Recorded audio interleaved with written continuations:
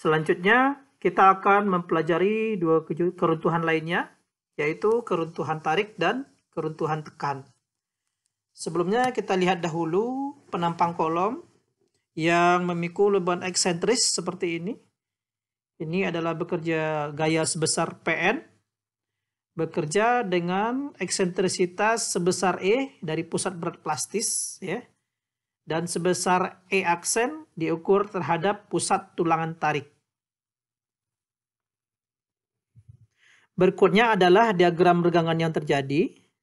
Regangan tekan pada beton maksimum 0,003. Ini adalah regangan tulangan tekan. Ini adalah regangan tulangan tarik beton epsilon S, ya. Ini adalah diagram tegangan gaya yang bekerja, ya. Pada ini adalah Pn. Kemudian ini adalah gaya tekan pada tulangan tekan, gaya tekan pada beton atau CC. Kemudian resultan gaya tarik yang bekerja pada AS pada penampang kolom, ya. Dimana untuk di sini ada hubungan sigma H sama dengan 0, yaitu Pn dikurangi CS dikurang CC ditambah T sama dengan 0. Nah, kita sudah mengetahui bahwa gaya tekan yang terjadi pada beton yaitu 0,5 Fc prime kali A kali B. Kemudian gaya tekan yang terjadi pada baja yaitu HS aksen dikali Fs aksen dikurang 0,85 Fc prime. Dan gaya pada tulangan tarik adalah HS kali Fs. Ya. Apabila tulangan tekan sudah luluh, ya, maka nilai F aksen S, ya, kita samakan seperti F yield. Jika tulangan tarik sudah luluh, maka tulangan tarik Fs sama dengan F yield. Dari diagram gaya ini, maka kalau kita ambil momen terhadap tulangan tarik, ya, terhadap AS, maka kita dapatkan persamaan seperti ini. Pn dikali E aksen, ya. E aksen itu adalah jaraknya ke AS, ya. Kita ambil arah momen searah jarum jam, ya, bernilai positif. Kemudian kita kurangi CC dikali D kurang A per 2, ya, terhadap T, ya. Kemudian dikurangi CS dikali D minus D aksen, ya. D aksen adalah as tulangan tarik ke atas, ya. Itu kita samakan dengan 0. Kalau kita sederhanakan, suku kedua dan ketiga kita pindahkan ke kanan, ya. Jadi bernilai positif. E aksen kita kalikan ke ruas kanan, maka persamaan ini akan menjadi seperti pertamaan Pn sebelah kanan ini. Kemudian kalau kita ambil momen terhadap CC, ya, terhadap ini, maka sama dengan Pn, ya. Kita momen positif Pn-nya, kita di E aksen dikurangi D minus A per 2. Ini E aksen, ya, dikurangi minus A per 2, dikurangi T, berlawanan jarum jam, T dikali D minus A per 2. Kemudian CS adalah A per 2 dikurangi D aksen. Sama dengan 0, sehingga kalau kita sederhanakan atau kita rubah persamaan ini ke dalam Pn, kita pindahkan dua persamaan ini ke kanan, maka kita peroleh nilai Pn-nya adalah seperti yang di sebelah kanan. Nah, dua persamaan ini yang kita pakai untuk menganalisis keruntuhan kolom pada keruntuhan tarik maupun tekan. Kita langsung ke jenis keruntuhan yang selanjutnya, yaitu keruntuhan tarik, ya. Di mana persyaratannya apabila penampang kolom diberi beban tekan eksentris dengan eksentrisitas cukup besar, maka akan terjadi keruntuhan tarik. Nah, seberapa besar eksentrisitas ini? Itu ditentukan oleh eksentrisitas balan. Jika eksentrisitas yang terjadi lebih besar dari eksentrisitas balance, maka jenis keruntuhan yang terjadi adalah keruntuhan tarik, ya. Demikian juga dengan kuat tekan.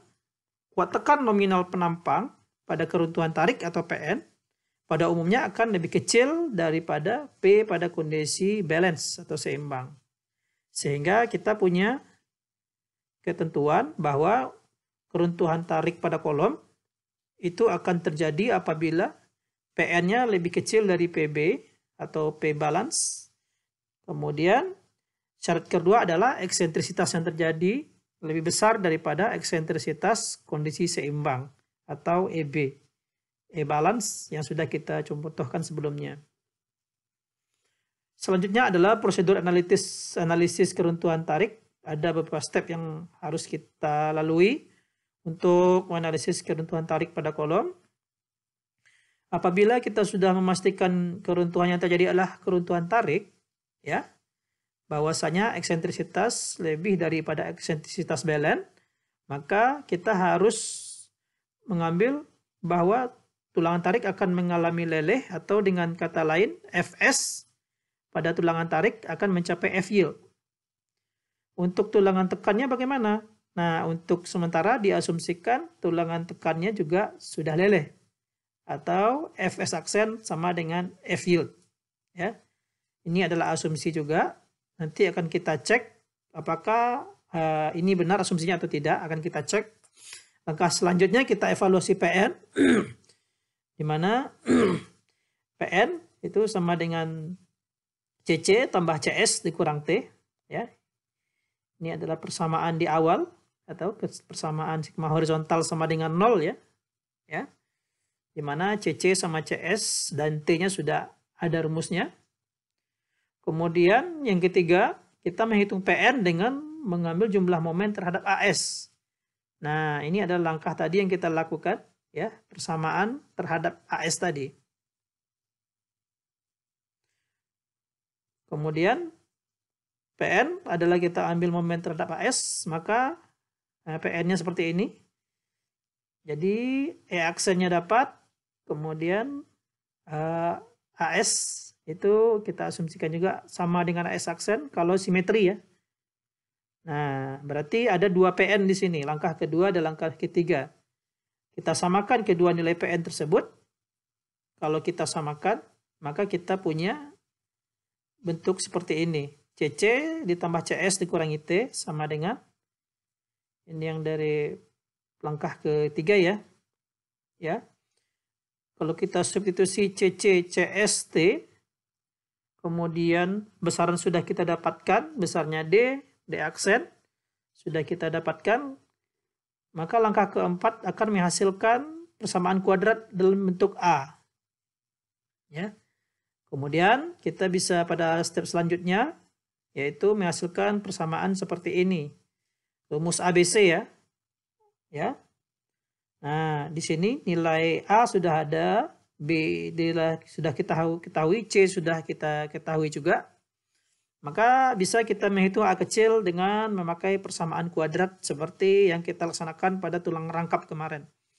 Setelah A kecil didapatkan, ya, kita bisa menghitung nilai PN. Ya, kalau PN sudah dapat, maka MN juga sudah dapat kita hitung dengan cara mengalihkan PN dengan nilai eksentrisitas yang terjadi. Kalau sudah sampai pada tahapan ini, kita harus cek lagi asumsi yang kita ambil. Ya, tadi kita ambil asumsi Fs sama dengan F yield atau tulangan tekan sudah leleh. Setelah kita cek dengan persamaan ini, epsilon aksen atau regangan pada tulangan tekan. Nah, apabila epsilon aksen S sudah lebih dari F yield, berarti asumsi yang kita ambil sudah benar. Demikian juga jika epsilon T atau regangan tarik pada baja, maka untuk dapat kita menentukan faktor distribusi V, jadi bervariasi antara 0,65 atau 0,9 untuk tulangan yang non-spiral. Nah, contoh sebagai berikut. Kita lihat contoh penampang yang sama seperti contoh sebelumnya, ya, menghitung kondisi balance.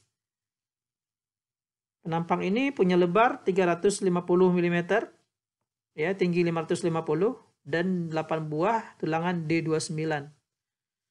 Kita diminta menghitung kuat tekan nominal atau PN untuk penampang seperti contoh yang pertama, ya.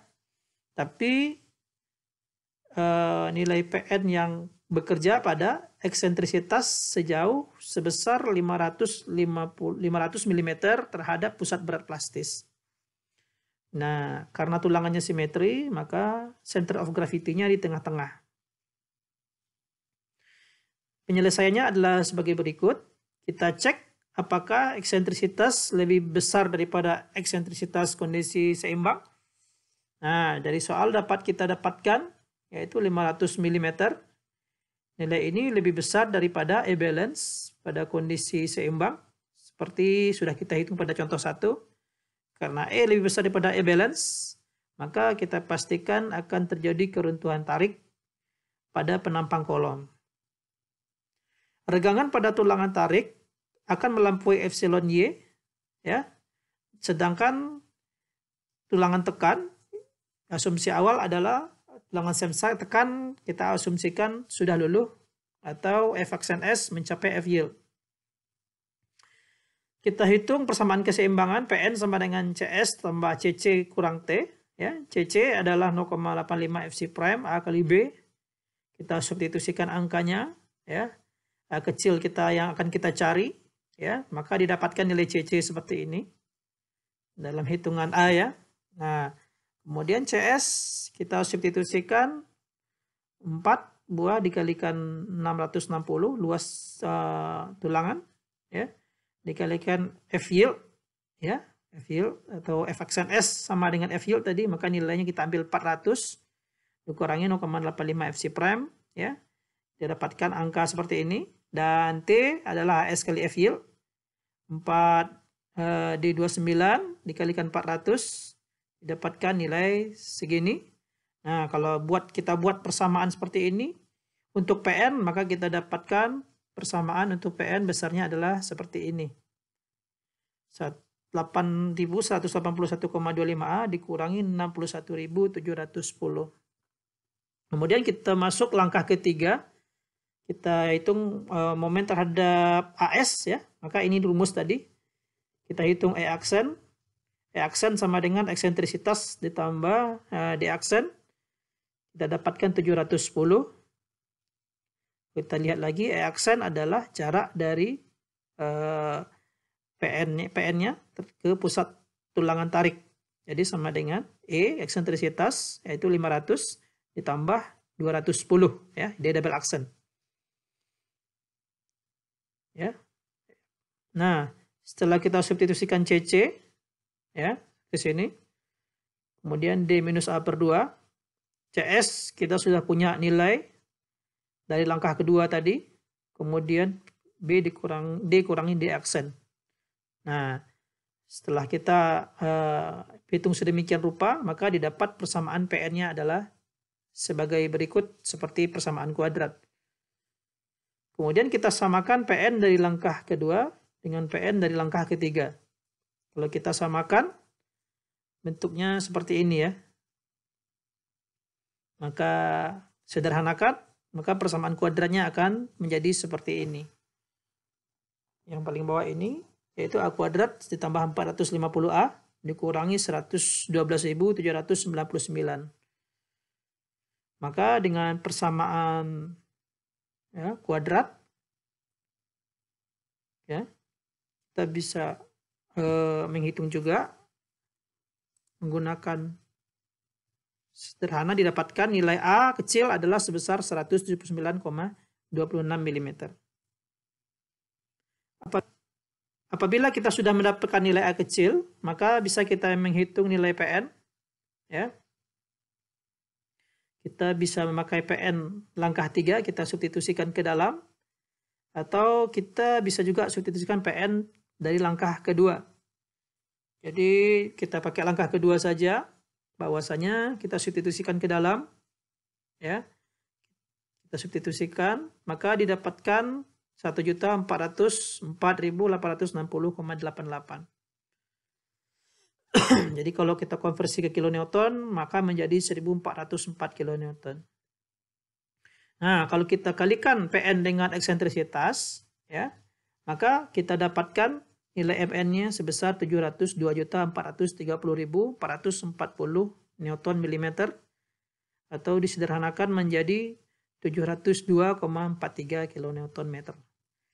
Nah, jangan lupa kita mengasumsikan tulangan tekan sudah luluh atau sudah mencapai F yield. maka kita cek kembali apakah asumsi tersebut benar. Kita hitung C kecil A per beta 1, ya.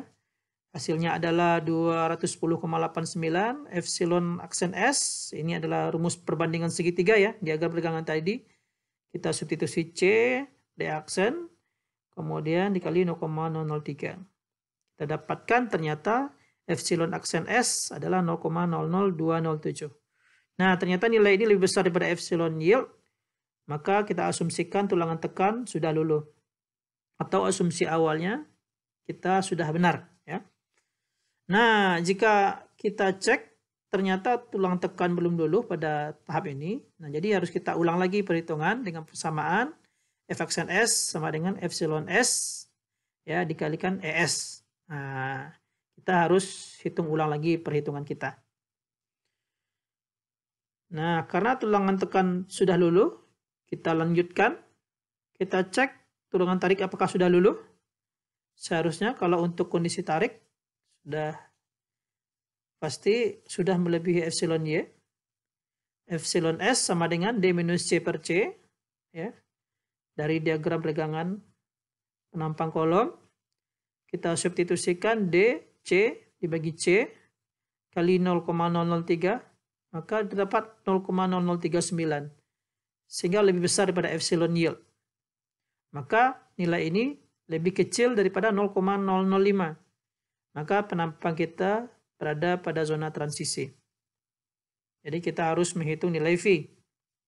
0,65 ditambah epsilon T dikurangi 0,002 dikali 250 per 3. Kita substitusi, ya, maka kita dapatkan nilai V 0,81. Sehingga kita bisa menghitung nilai VPN dan VMN. Kita kalikan saja PN-nya dengan V-nya.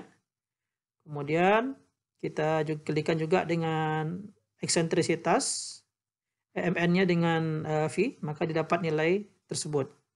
Setelah kita ketahui kolom dengan keruntuhan seimbang dan keruntuhan tarik, kita membutuhkan data ataupun perhitungan kolom dengan keruntuhan tekan agar nanti bisa membentuk diagram interaksi kapasitas penampang kolom.